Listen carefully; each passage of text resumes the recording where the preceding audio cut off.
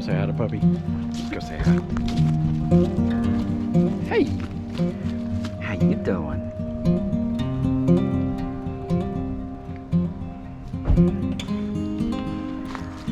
All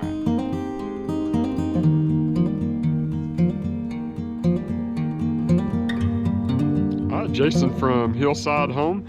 Got two very exciting things to share with you today. First, I've introduced a new member to the Hillside, and I want to show you. Her name is Paris. Paris, come here, baby. She's still exploring. She loves being up here on the hillside. She's about a 6-month-old German Shepherd, all blonde. Go here so I'll get a better. But my brother and his wife gave her to me. You needed some company up here on the hillside. Well, y'all don't need to see that. So, but she's a very sweet dog. Very glad to have her. So I'll get around here where the sun. There we go. Now you can see her running around. She loves it up here. Very sweet girl. Still a lot of pup in her. She's still got a lot of growing to do. The other thing I was wanting to share with you is I am starting on building the cabin today. Now, I'm not going to fool with the foundation that was already here, okay? But I am going to build a smaller cabin, about 12 by 24. I need something to get me out of the garage. The garage is not working out for me. It is super cold here, and just come from Diego Garcia, where it's summer nonstop, tropical climate. It's not working out for me too well. On top of that, I did get COVID. I took the kids on a vacation. I'm trying to get those videos out. That's a lot of editing to do. But went on a vacation to Pigeon Forge, went up to see Cades Cove, and then came back, and just a couple days later, I was down for the count. And I felt like I was in trouble big time. But honestly, I didn't have it as bad as some folks. My breathing never got labored or anything like that. It just felt really, really bad, like a bad case of the flu. But anyway, I feel better now. Still a little weak, a little tired feeling, but I got to get busy, man. I was supposed to have this place cleaned up by now, but the COVID like really took me out of the picture for, you know, quite a few days.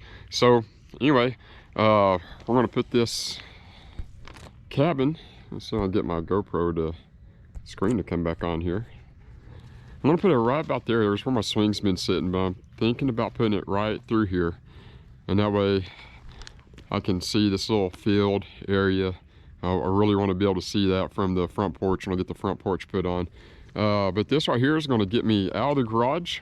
I'm very excited about it. I bought a bunch of lumber. It's crazy expensive yesterday, and I got some that's supposed to be delivered today. I'm going to leave this alone for now. And but I'm excited to show you what I get done today. All right, so show you my progress for first day. And I guess this video you're going to watch is going to be, it's going to be part one, but it'll probably cover 2 or 3 days. I didn't get as much done today as I wanted to, but I did get a lot of things figured out. For me, I was having trouble figuring out the foundation, trying to make sure everything's square. You'll see, I'm just using capstones for like the footing.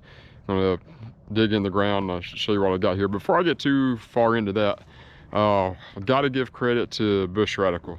Mr. Whipple over there. If you get a chance, go there, check out his video of his cabin build that he did recently with his wife, who has her own channel as well. It's called Girl in the Woods. It's really good. Anyway, they built a cabin very similar to the one that I build now, and this is kind of like the deciding factor of why I wanted to build this style of cabin that I'm going to build. I'm just building mine just a little bit bigger, but not too big. I don't want to get crazy with the foundation and everything like that, and don't want to be too hard to move this thing later on if I want to. But check it out. This is what I got so far. No, it's not level or anything like that, because I'm still, like I said, building the footings and everything like that. Digging in, putting the capstones in, and those are not the legs that's going to be on here. I'm going to cut the legs to size, so what I'll do once I get the capstones in the ground, I'm going to build the leg to the size that they need to be able to make this floor level and make it square. And I'm going to use 6x6. I'll show you over here in the garage. The 2x6s are resting on the 6x6 poles, but I'm going to cut these 6x6s to size, and those are going to be the legs, or the, I should say, the piers for the foundation. I've got to get that insulation in tonight, and got to clean up just a little bit more. I like to have a clean work area, so I put all the tools away and everything like that. Got a bed in the back of the truck. I got to put that in the garage there, keep it dry. And I'm excited to get this done. I think I'm going to be able to get this foundation done the next couple of days. I'd like to be able to get it done tomorrow, but we'll see. We do have rain coming in a couple of days, so I have to run to the store, get some tarps to cover this up. But I expect to be able to, I expect to be able to get all that plywood on the floor tomorrow and be done with the floor, insulation in and everything like that. Excited to show you. All right. All right, it's next morning. About to get started here. It's 29 degrees. It's already 9:24. Pretty cool still, but you know what? Nothing warm you up like some good hard work. We're going to cut down this tree here, most of the tree. It's kind of hanging over where the building's going to be. I don't like those trees on my property, so I'm going to cut them all down anyway. I'm going to go ahead and cut this one down before we get started. And then there's a couple of trees growing up beside the garage. I'm going to take that one down. Just got to move those doors around a little bit. And there's another one a little bit larger over here. I'm going to take this one down as well, since I'll be firing up the chainsaw. So right there, another mimosa tree. If you get these popping up on your property, I suggest that you take them down quickly, because they pop up everywhere and they pop up fast, kind of like a lot of these pine trees that you see.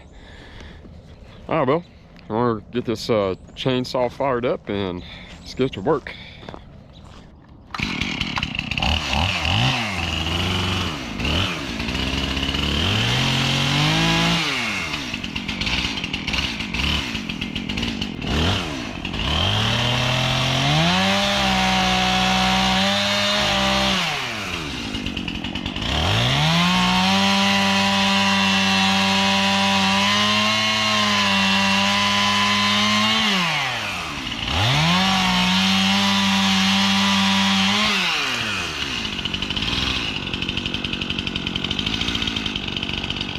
All right, got Dustin up here with me now.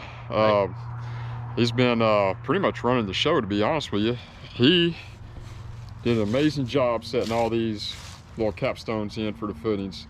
Whenever he cleaned the hole up, it pretty much sat flat in there every time he set it. We might have had to make a couple adjustments, but he actually did really well. So show you what we were doing. Got the two sections here. So now we need to make sure everything's square, level, and kind of set right. So we're going to join these two sections with 4 bolts, kind of like carriage bolts or whatever.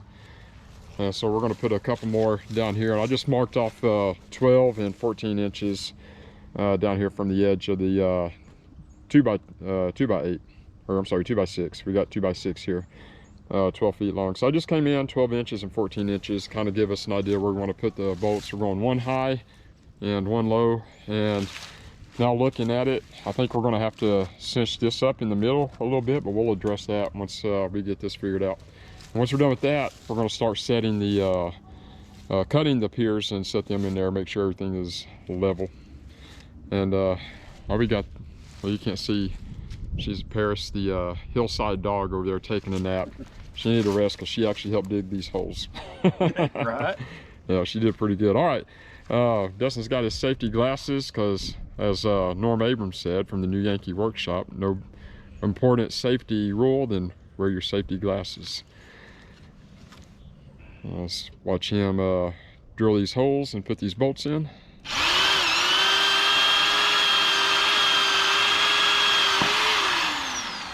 I'm using a speed bore bit.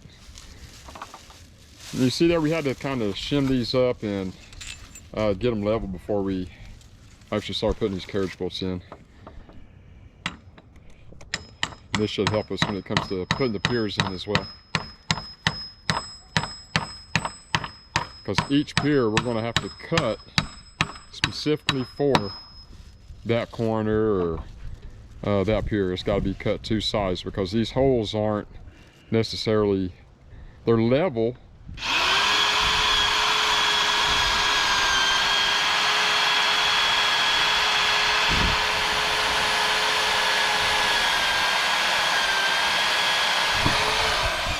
But the holes don't necessarily match. So we gotta. I should have waited until you stopped talking, shouldn't I? Oh no, you're fine. No, don't let me stop you. We got work to do. And since you're doing all the work, you kind of dictate the flow. I don't know if it's the COVID or me getting old, but this has wore me out today. I tried to get all the digging done before Dusty got here, but this did not happen.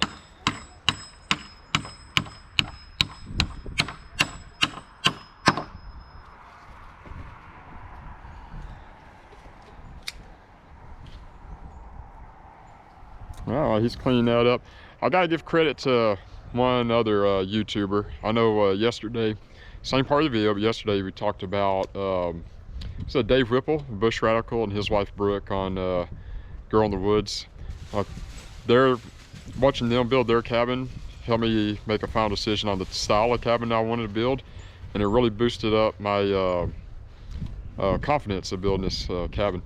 But also Dutch from Keeping It Dutch, they're building a cabin right now too, but it's a lot different. They're building a gable style cabin. He's doing a fantastic job, and I kind of want to repeat something that he said for us, as this is not an instructional video. Me and my brother are not carpenters. We've researched a few things. We're kind of doing this as we go. So for y'all start talking about code and everything like that, this is a cabin build on a property out in the county. I'm not that concerned with code. I'm concerned with safety, so it will be a safe build. It's not going to collapse on me and the family or anything like that. But this is not an instructional video. This is just how we're doing it, and hopefully you enjoy watching it and gives you some encouragement. And like I told Dustin, this is either going to be an amazing cabin or a very expensive piece of junk, whichever it turns out being. But either way, I like what Dave Whipple says on Bush Radical, is like, at least try it and see. You know, this is kind of in our DNA, and we're wired to build stuff, and we should build our own homes. And this is what we're doing. Well, we're building my home. You can spend the night if you want. Might have to do that. Maybe not tonight. Depends on when I get in the doghouse. Yeah. All right, so what you think so far, Dustin? I think we're doing pretty good so far. I was going to throw in that constructive criticism is absolutely welcome. Hateful comments, not so much. Yeah, so I agree with that. You know, there's you can always disagree with us. If you don't like the way we did something, you can certainly let us know. But man, I decided, you know, when I started this YouTube channel, right now I think I only got 39 subscribers, something like that. 35, 39, still kind of low. A lot of y'all my friends and still haven't subscribed. I don't get that. I would say mostly friends and family right now. Yeah, but I got a whole bunch on friends on Facebook, a bunch of family, but I ain't just a small portion of y'all subscribe. That's okay. But I decided a long time ago I was going to have to be comfortable with some people leaving rude comments. And if you watch YouTube or even videos on Facebook, you see it, man, sometimes people look for an opportunity to be hateful, and there's no call for it. Like I say, if you got something you want to share with us, something that you think we should have done, if it's a big safety thing, yeah, definitely, we want to know about it. If there is something that we're doing that absolutely will not work and poses a safety risk, by all means, let us know. If we need to go back and redo it, we will. So we do welcome that sort of thing. But yeah, hey, just, you know, kindness is free. It don't cost you anything to be kind. I like, you know, Pink the music, you know, Pink the music lady. Yeah. She's the singer. She said, what is it, like, kindness is free, you should sprinkle that stuff everywhere. She didn't say stuff, but this is a kid-friendly video, family-friendly. All right, we're gonna keep moving. All right, Dustin has done a great job out here today. I want to be able to get this done without him. Let me show you what we did. This is all, I don't know if you can tell, but it is all level now. We're still gonna have to check for square, but I think before we do that, we need to build the rest of these piers. So we built one, and as you can see here, what I did was score out 1 3/4 inches on each end, 5.5 inches down, to where these rim joists are actually sitting on the pier. The pier's taking all that load. I'm really happy the way that turned out. We only got one made right now. That's kind of, you're not going to see that, so I think that's going to be fine. But everything's level. Well, that's what we need. We need level and square. and we achieved that today. Well, we achieved level. We haven't gone for square, but once we get all these piers in like this, then we can check our corners, go from corner to corner and make sure that we're square. Then we can start throwing the plywood on, insulation, and the plywood flooring. Now, how you feel about it, Dust? I think we made a lot of progress today. I think you did pretty awesome. Yep, we made a pretty good team. Like I said, we don't do this all the time, so for what it is, I think it's really good. I don't know if I want to get all the piers made today. I'm definitely going to give it a good shot. I'm probably going to go get some lunch and get a few more things from the hardware store, and come back and see if we can make, see if I can make some more of these piers and get that going.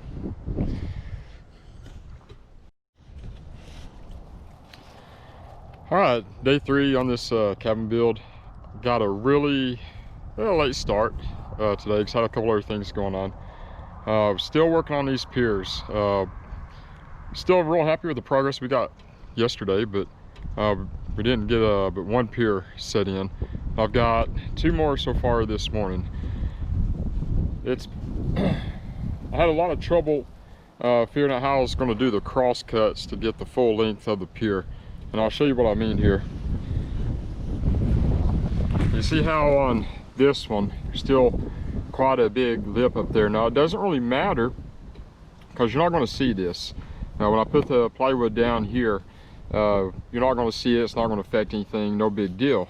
But as you're going by and cutting more and more pieces, you got to make sure one end is you know, absolutely square.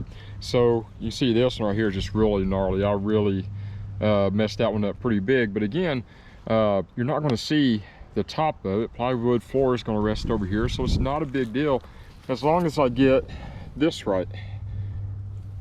As long as I get this right and these cuts here. But I'm going to show you how I did that.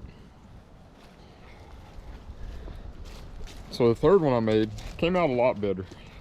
Not as much chopped up here. Again, it's not a big deal because, you know, just functionally it doesn't matter as long as this is good. I got quite a bit of a gap in between there, but the full weight is actually on the pier itself. So still pretty happy with that, and I can put like a little faceboard over that to cover that up. Once I get done, you won't be able to see any of these nails or anything like that. It's going to look pretty sharp. So I've got this one in. Now I need to put another one on this side. And I'll explain to you how I did the cross cut to get, what it was now, 30 something inches, 32 inches, almost 32 inches, how I got that. But now I need to come up from the footing just a little over 26. So looking over here, just a hair over 26 inches coming up to here. And then we also want to make coming in from the sides about 1.5 inches. And I'll show you how I cut these out so it's actually sitting on the pier. This blade's set, whenever you set the 6x6 up on the table, I got it set to 1.5 inches deep. So what I'll do is I'll run all 4 sides of the 6x6 1.5 inches deep to get that cross cut, and then take a Sawzall and finish cutting what's left in the middle right here. So that's how I got the cross cut. And I've already laid out my 2 marks. So what I'm going to do is line that first mark up, make that cut, and then just tap on it with a hammer just a little bit. No, I'm sorry, before I tap on it with the hammer, I'm going to move it in probably just about 1/4 inch, 1/2 inch at a time. I'm not really measuring it, but I'm just going to move it in. And then what happens is slide that radial alarm saw that way. You're going to make several cuts, and then I'll knock those pieces off with a hammer, and then I'll come back and just make several passes along through there just to clean up the edges. And I'll show you what I'm talking about. And that's when I'll tap on the end of it with a hammer just to move it over just about the width of the saw blade. I'll make another pass and clean that up. And I'll show you exactly what I mean here.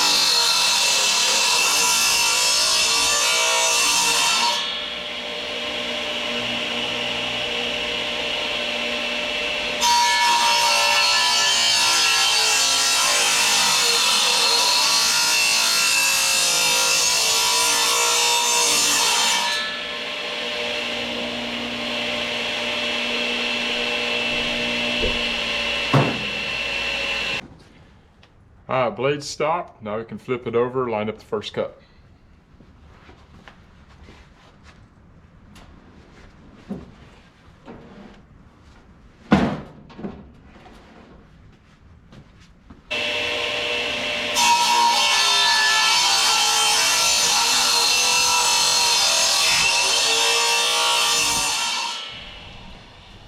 All right, you can see there we got our cuts on two sides, 1.5 inch deep, all the way down to the 5 3/4, I think it is, something like that. I forget what it is.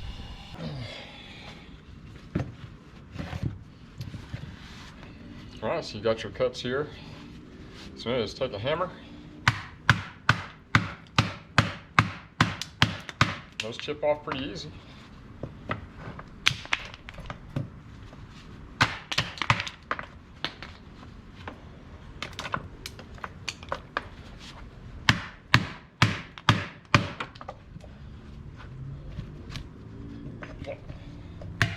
A couple more hits.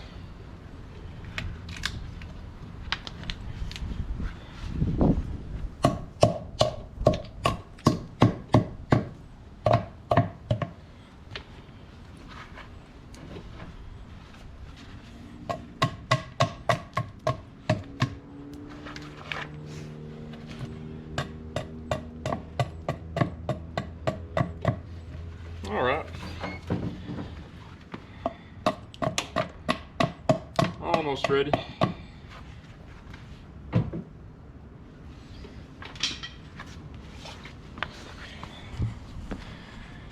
So obviously we don't want to use it looking like this.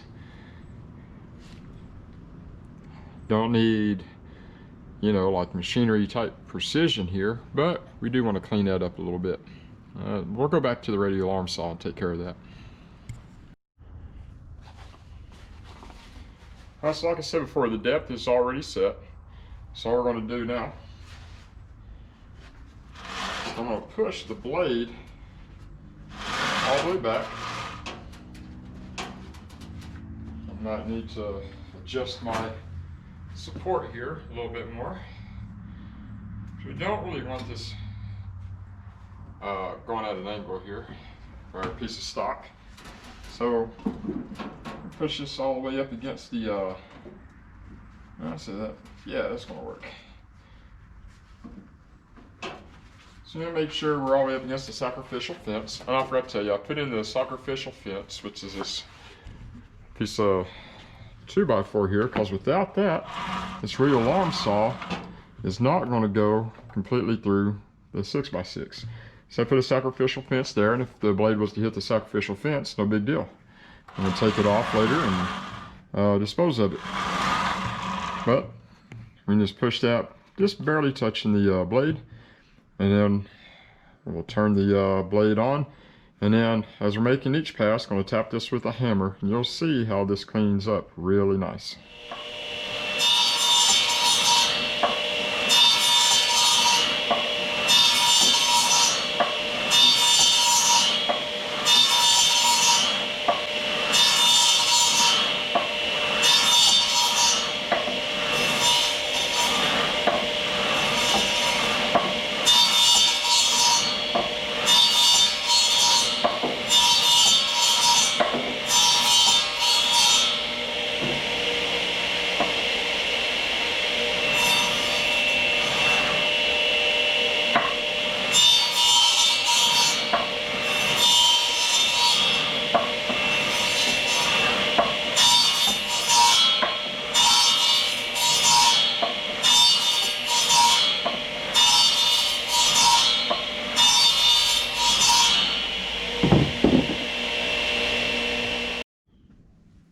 Alright, blade stopped. We've made all of our passes on one side. Time to flip it over, line up the blade, and do it again.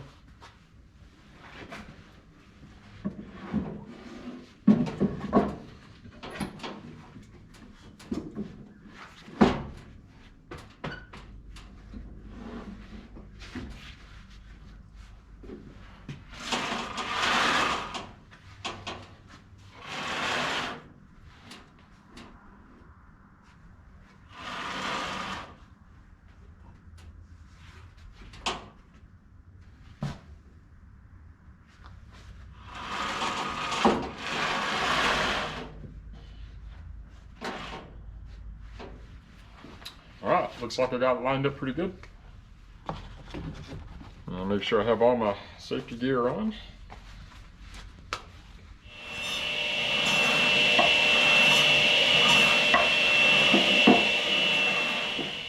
All right, let's see how it cleaned up. I am really liking that. It's not completely smooth, but that's going to fit real nicely.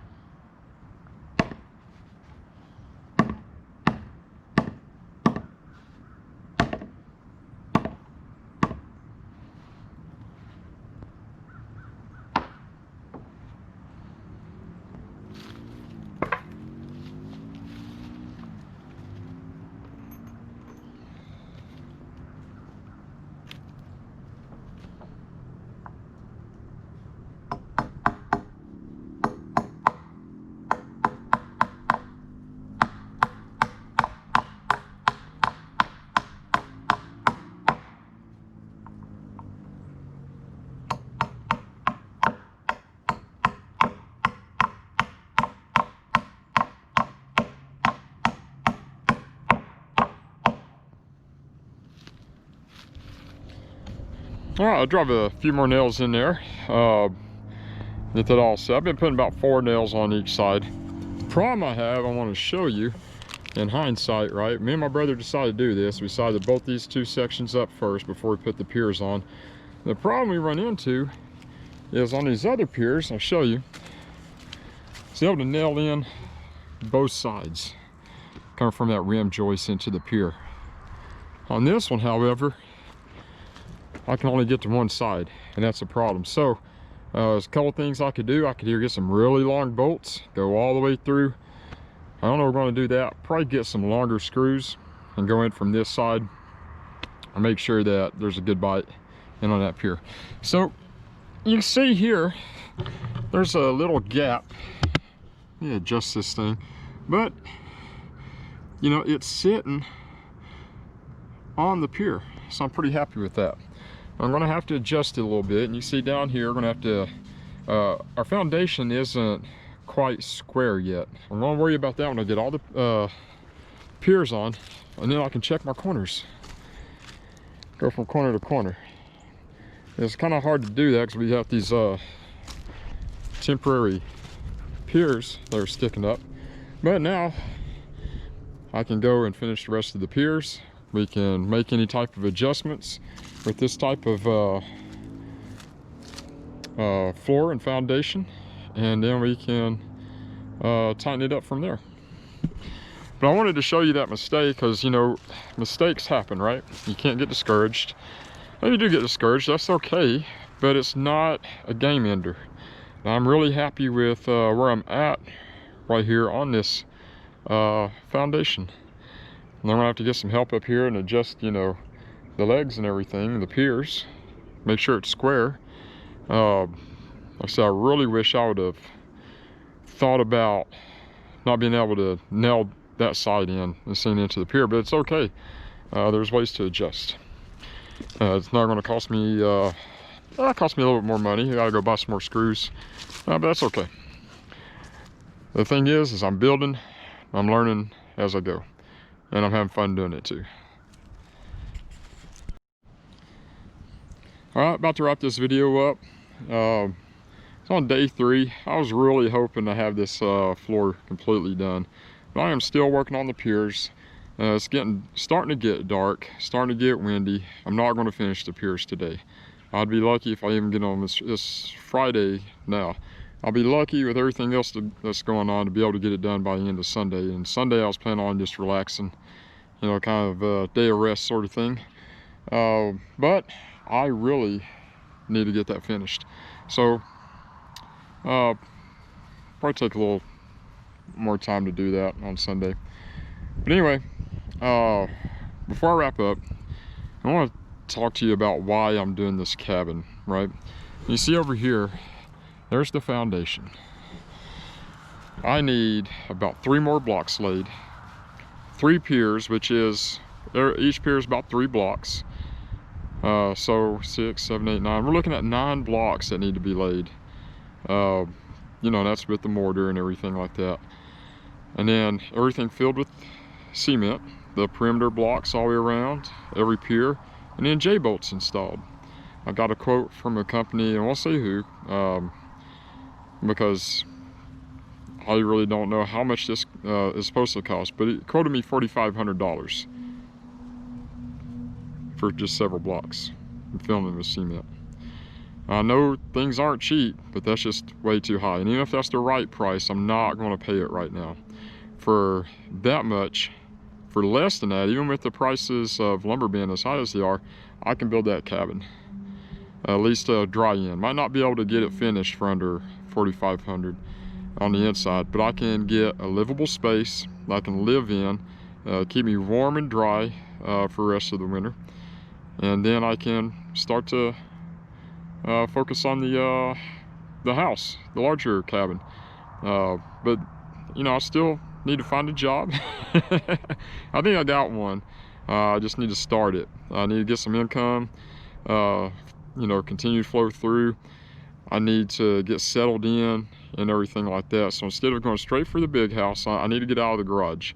And I need to get out of my brother's place. Love my brother to death. Can't tell you how much I appreciate him and his wife for allowing me to stay over there while I build the cabin and took care of me while I had COVID and all that. I'm really appreciative. But here's the thing. I don't want to sink myself into debt. So what I may find out is that I might be real comfortable in this cabin. And if it costs me $4,000, $3,000, that's the price of my home, I can deal with that. That's my whole purpose in living this lifestyle that I'm, you know, trying to live, is to keep me out of debt, spend money smartly and things like that. I don't want to sink myself into debt. So if I never get that house built, honestly, I don't care. What I care about is being able to live comfortably, you know, financial peace kind of thing. I like my brother's idea of tearing that entire foundation out and putting a pond there. We'll see how the cabin goes. You know, I've never built a cabin before. Some of y'all, if you got construction experience or know the codes, you're probably, you know, you could probably tear me apart on things that you know about. But honestly, I'm not concerned about any of that. As long as I have a safe space to live in that keeps me dry, keeps me warm, I'm happy with that. That's all I'm really shooting for. And if I completely screw up and I can't live in it, well, I told my brother, this is either going to be a really nice, inexpensive cabin, or it's going to be a really nice, big chicken coop. I could have chickens, turkeys, quails, everything in that thing. So I mean, if it doesn't go right, it's not a complete waste of money. The thing is, I feel like I'm very capable of doing it. I feel like anybody could do this, as long as you have the tools. And like with the radio alarm saw, the switch broke yesterday. It's kind of scary. I don't like that the blade runs as long as it does. It's kind of a scary piece of equipment. You know what? I was able to get it for cheap, and it still gets the job done. And with the tools that I have, I'm just showing you how I do this. I'm sure there's some better ways out there to do a lot of what I'm doing, but with the tools that I have now, I feel like it's going pretty good, and I'm satisfied with the progress I'm making. And I'm even more excited to get this thing finished and start living in it. I'm excited to show you guys that. So I'm gonna wrap this video up. If you've gotten through this far, thanks for watching. Please subscribe. It definitely helps me out. Hit the like button, leave a comment. And if you hit the notification bell, I'll let you know every time I post a new video. Still need to get the video out of the vacation where I took the kids on, but that was hours of video that I'm trying to condense into about 30-45 minutes, and 2 different videos too, one for Pigeon Forge, one for Cades Cove. And here soon I'm going to do a video on why I started a YouTube channel and why it's important to me that you guys subscribe, hit the like button, comment, things like that. I'll share with you how that works in another video. All right, well, hey, thanks again for watching. Jason from Falls Hillside home. Love y'all. Take care. Bye.